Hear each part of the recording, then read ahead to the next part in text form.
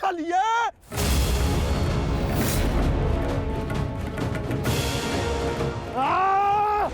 चलिए पाखंडी, आज मैं तेरा अंत करके ही रहूंगा कृष्ण। पहले रखो मित्र, क्रोध मुझे भी आ रहा है। अपने क्रोध को युद्ध के लिए बचा के रखो।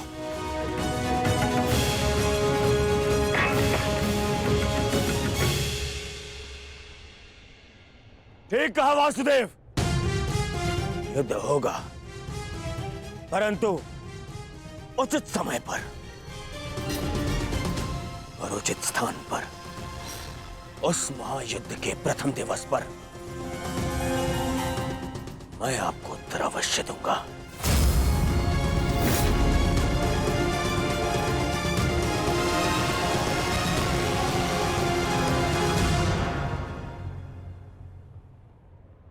तुम चोटिल हो मित्र, आओ तुम्हें तुम्हारे शिविर पर छोड़ दूं। आओ।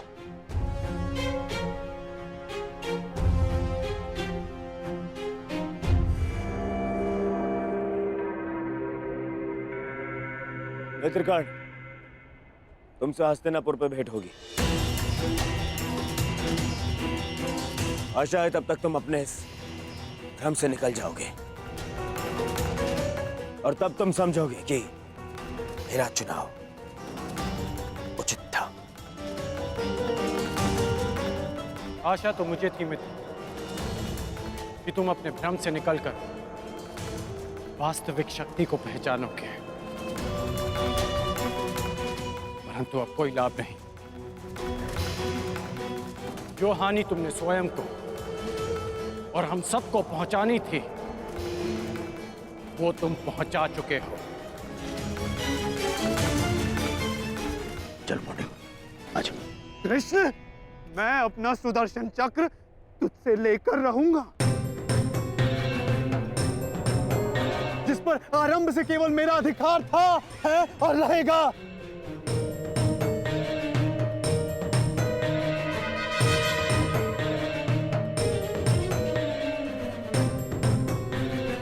हेलो सारथी।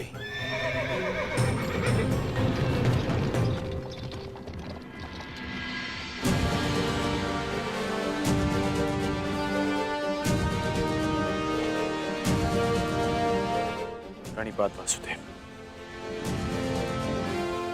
आज्ञा दे। इतनी भी क्या शीघ्रता मित्र?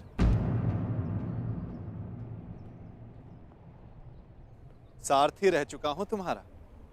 आज भी अपने रथी का मन पढ़ सकता है ये नटवर। समझता हूं कि तुम व्यथित हो। क्या अपने मन की बात अपने सारथी से नहीं कहोगे तुम?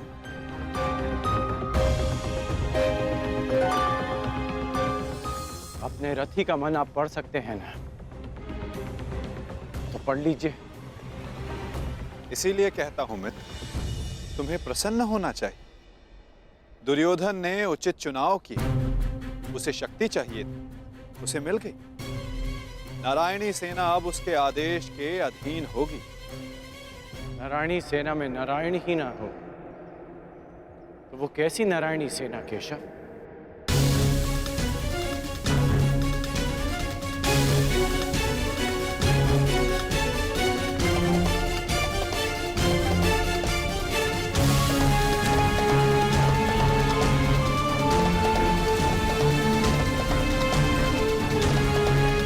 जो दुर्योधन ना पहचान सका वो आप जानते हैं, और उसे मैं भी देख सकता हूं। जिस क्षण उसने आपको त्याग कर सेना को चुना, उसी क्षण उसने विजयश्री थाल में सजाकर पांडवों को भेंट कर दी।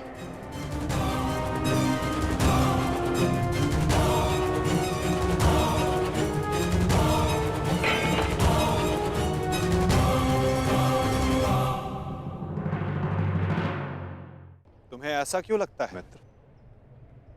नारायणी सेना दुर्योधन के अधीन होने से उसकी शक्ति में वृद्धि अवश्य हुई है। तुम्हें नहीं लगता कि अर्जुन ने भूल की? क्या मिला उसे निहत्थे कृष्ण को चुनने से? जिसके हाथ के संकेत से सृष्टि बनती है और बिगड़ती है, वो कैसे निहत्था हो सकता है वासुदेव? परंतु सत्य ये भी है मित्र कि मेरे युद्ध में उपस्थित रहने पर मैं युद्ध नहीं करूं, तो फिर मुझसे किसी को क्या हानि और क्या लाभ? सबसे बड़ा अस्त्र तो आप चला चुके हैं, स्वयं को दुर्योधन के विपक्ष में रखकर। आप ही कहते हैं ना कि निर्णय ना लेना भी कभी कभी सबसे महत्वपूर्ण निर्णय होता है, कि हम पक्ष ना चुनकर भी कभी कभी पक्षपात कर जाते हैं, भले ही संसार ना देख पाए। परंतु मैं जानता हूं कि आपने पक्ष लिया है वासुदेव।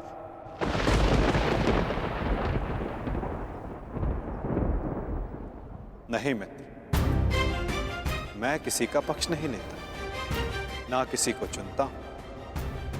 लोग मुझे चुनते हैं या छोड़ते हैं।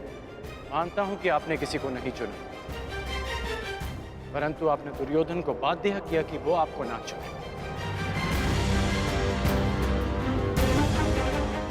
आपने ऐसी परिस्थितियां उत्पन्न की कि वो ही आपको चुने जिसे आप चुनना चाहते हैं।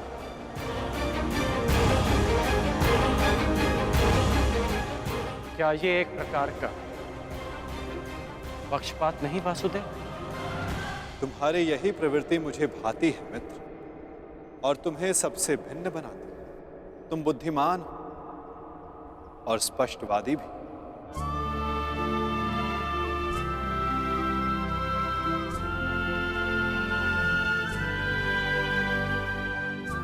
ऐसा होकर भी क्या लाभ वासुदेव,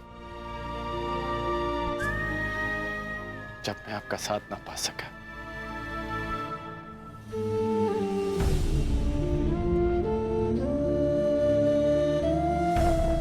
कितने वर्ष हो गए हमारी भेंट को, जब से हम मिले हैं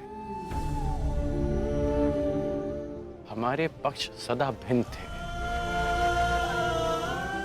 परंतु हमारी सोच एक थी वासुदेव। फिर आपने ऐसा क्यों किया? मैंने ऐसा क्या किया मित्र?